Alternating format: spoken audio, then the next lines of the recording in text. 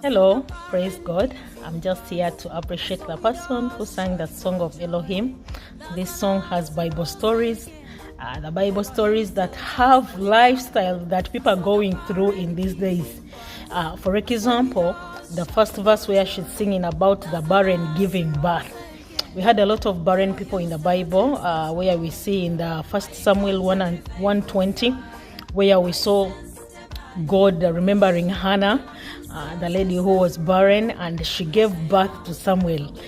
We are witnessing in this story that the barren giving birth, she's singing about Sarah, the wife to our grandpa Abraham, where God remembered Sarah and gave Sarah a son called Isaac. That is in Genesis 21, 1-3. Then again, we are seeing Rachel, the wife to Jacob. Also she was barren, and God remembered Rachel, whereby she gave birth to the son called Yusuf. So I don't know how long you've been barren. You may be barren in the businesses. You may be barren in the finances. You may be barren in wealth. You may be barren just like those people I've mentioned. But I want to tell you, if those people, God remembered them, God is going to remember you. You're going to give birth. Despite the fact that we are in the month of September, it's almost ending, but I know our God is a God of second, God of minute, God of hour. He can work in any time. So I believe God is doing something for you, and you will also have birth of whatever has been barren in your life. It will come to pass, and you will give birth. The other verse is all about, like I saw the barren giving birth. Then another one is about the widows shouting for joy. There is one widow that is commonly known in the Bible, that is Ruth. If you read the story of Ruth, she was a widow, but God remembered her also, whereby she got another second chance of having a husband. Which husband you know very well? This is Mr. Boaz. So they ended up also having a new life, whereby they had kids, and in this lineage, that's where we got our Messiah, Jesus Christ, the lineage of Boaz and Ruth. So I believe, as a widow or as a single lady who has not seen the glory of God, very soon God will remember you. You will see your Boaz very soon. You will have happiness. You will shout for joy. The widows shouting for joy. We see it also in the 2 Kings chapter 4. We see Prophet Elisha in 2 Kings 4, whereby there was one widow who had only this small portion of oil in her room, and God multiplied this oil that made her have joy. Like, she got joy because God multiplied the little she had in her life, all in her house, and her household was all filled with joy. So may God multiply in whatever you have been having. I don't know what you're having. What are you holding? What do you have in your life? May God multiply it. It might be happiness. May God multiply that happiness. It might be joy. May God multiply that joy. It might be small portion of money. May God multiply that money. Whatever you have in your life that is little, that you see like it's little, it's not enough, may God multiply it so that you look like this widow whom God multiplied her oil, and she ended up being very happy.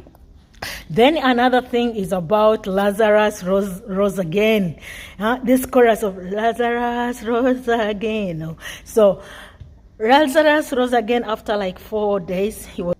But he rose again. Lazarus, I'm talking about the brother to Martha and a friend to Jesus. So this shows us that also us, even if we have anything that was dead in our life, it might be relationships. You've been trying this and this and this, and you're getting up failing in life, things went wrong. It doesn't mean that you can't rise again. Maybe you fall in praying, maybe you fall in serving God, maybe you backslided. I want to tell you that when you call upon Jesus, or when Jesus comes to you, he will make you rise again. You will rise again. You will rise again like Lazarus. He shouted, Lazarus, come out. So I'm calling you who is backsliding. I'm calling you who stopped worshiping. I'm calling you who stopped praising God. That God is calling you. Jesus is calling you. Rise again, just like it was on Lazarus. It doesn't mean that we will not die in life, but some things will happen, and again they will make you come back to life after you notice your weaknesses, or after you notice what is making you to go back. These gospel musics, they waken up your soul. Me, if I sing this and I say, if the barren started giving birth, so I can give birth also. He's the God of yesterday, today, and forever. He worked yesterday, today, and forever because he's the Alpha and the Omega. He will be God and God alone. That's why he's called Elohim. He's a God of God. This is an Hebrew name.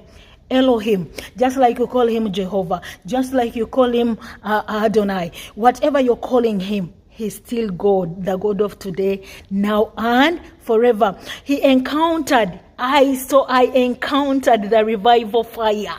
You're going to encounter the revival fire that you're going to break whatever has been torturing you. This one I see it in 1 Kings 18:38 to 39, where Prophet Elijah called upon the fire, the revival fire that burned those witchcrafts, those small gods which were like competing with our God. So may the enemy see your God. You're going to encounter the fire. You're going to see God fighting your enemies. People are going to see the God you serve through the revival fire. They're going to see the God you serve. And then the last verse was all about, like, he said, like, I saw the burning bush. I saw the burning bush. This one, we saw it in Moses' story in Exodus 3.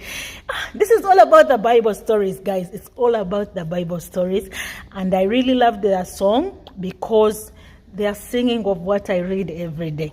There is nothing precious like reading the Bible. So it's all about testimony.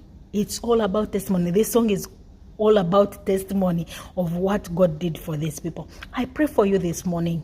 May God remember you.